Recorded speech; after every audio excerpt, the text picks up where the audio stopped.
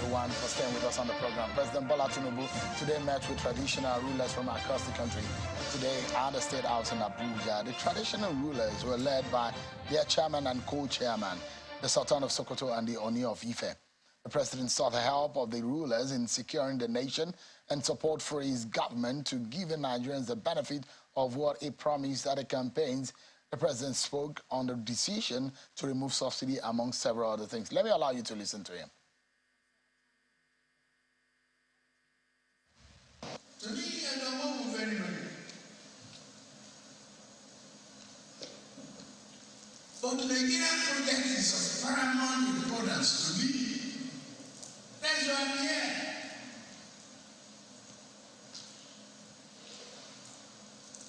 Nigeria must survive. Nigeria must develop. Nigeria must make progress. Why should we, in good sense, in good heart, feed smugglers, be a Father Christmas to the neighboring country, and even though they say not every day is Christmas.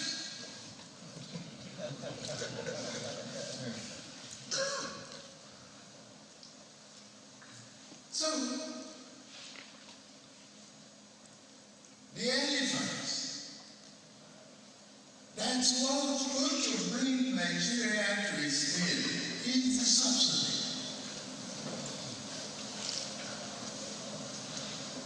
A country that cannot pay salary,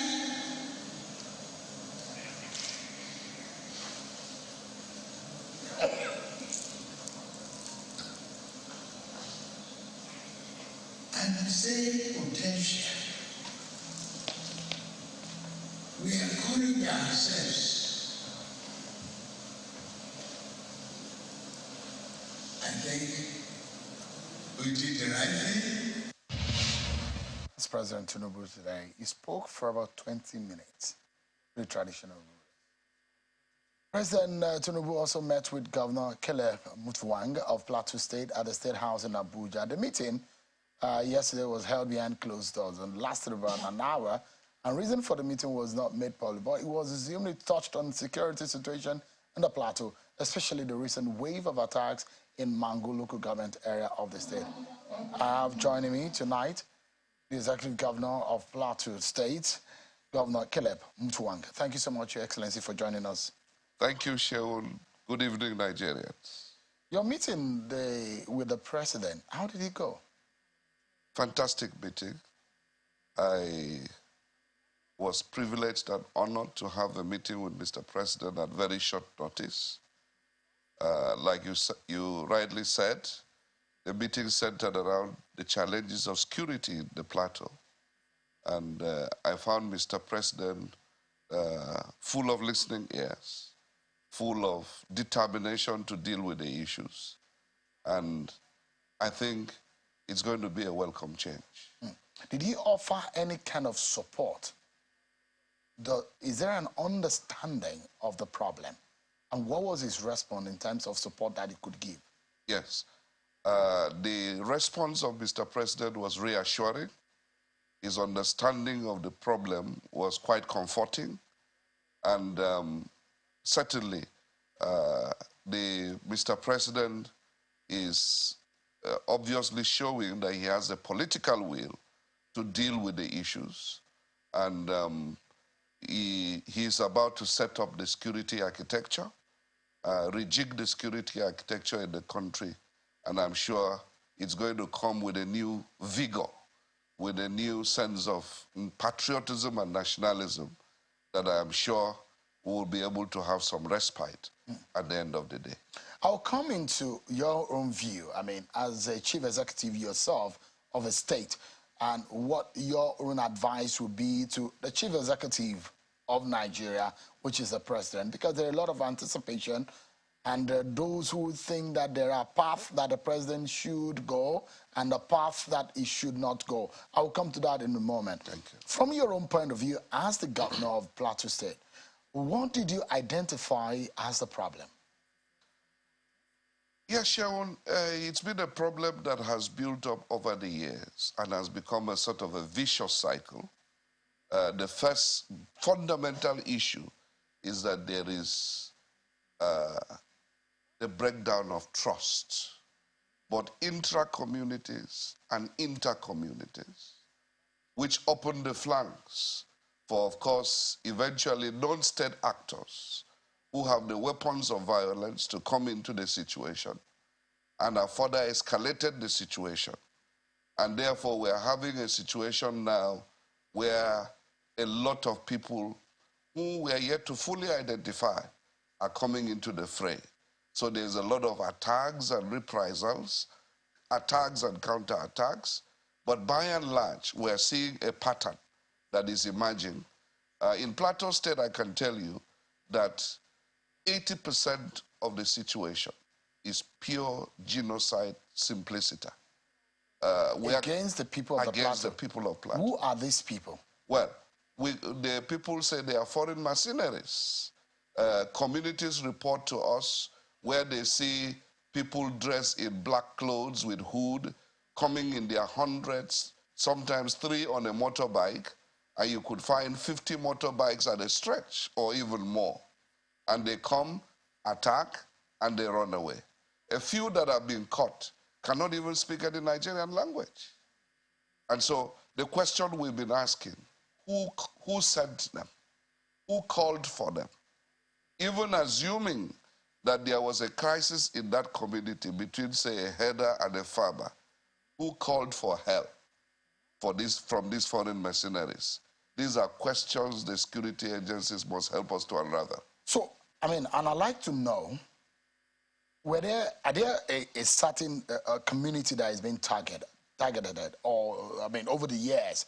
I mean, from your own point of view, you're being a local government chairman, so you have a local intelligence and understanding of what the problem is. There a group of people that are precisely targeted of these attacks, in these all attacks? Yes. Over the years, the attacks have varied from local government to local government, but I will tell you that largely concentrated in the northern part of Plateau State.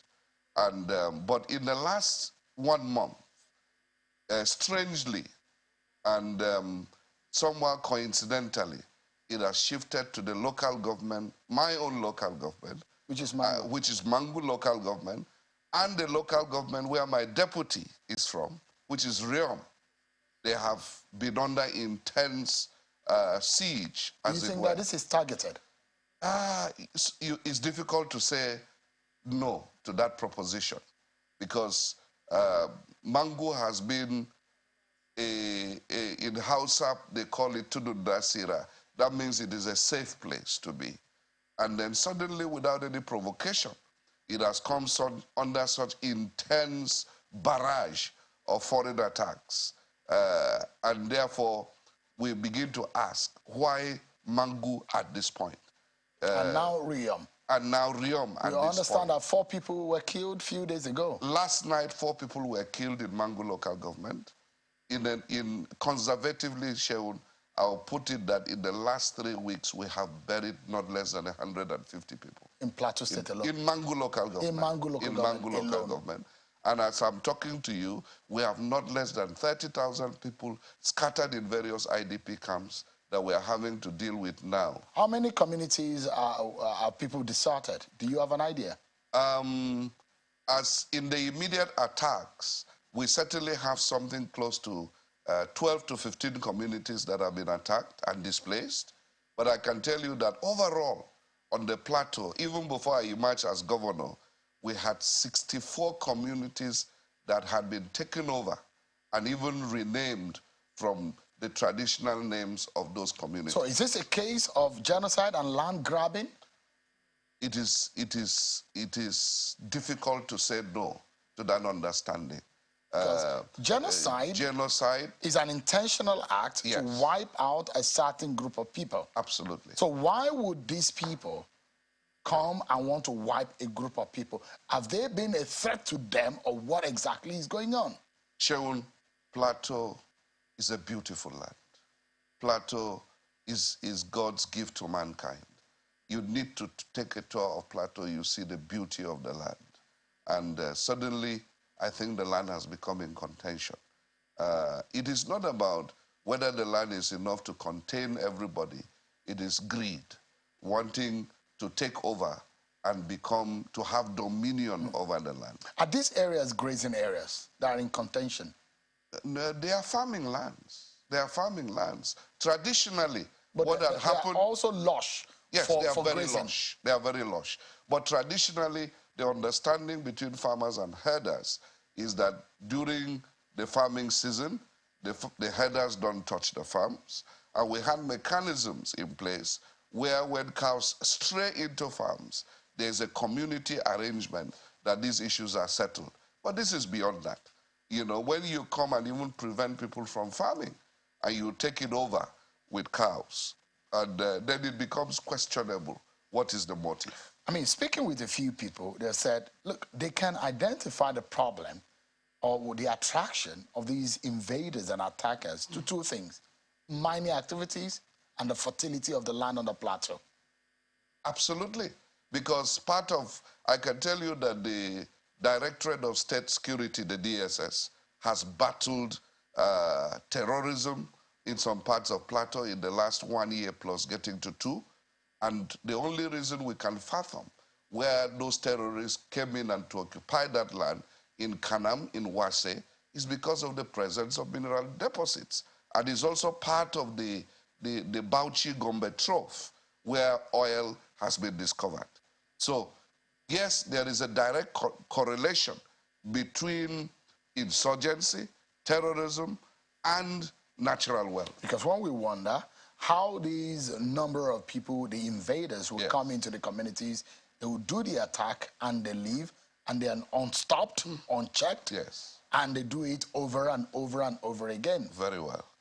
There certainly, sometimes painfully, Sheun, I must tell you, sometimes painfully, there's some bit of collusion from some of the security agencies, so there have been those allegations, because for them to have a field day unchallenged.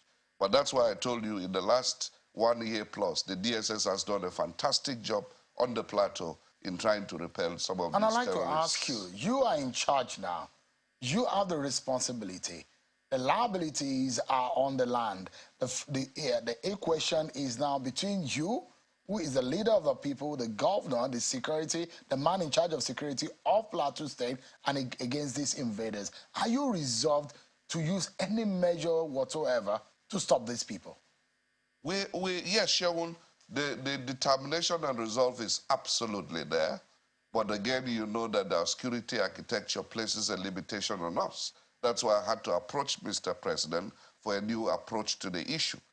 Constitutionally, the security agencies are under Mr. President, and there's a limit to which I can give them directives. But by and large, what we are doing is to ensure that the communities become more vigilant and therefore eliminate the element of surprise from these attackers. And we're encouraging the youths more and more to refrain from vices that take away their attention so that they can be able to protect their communities. What promise did the president make to you?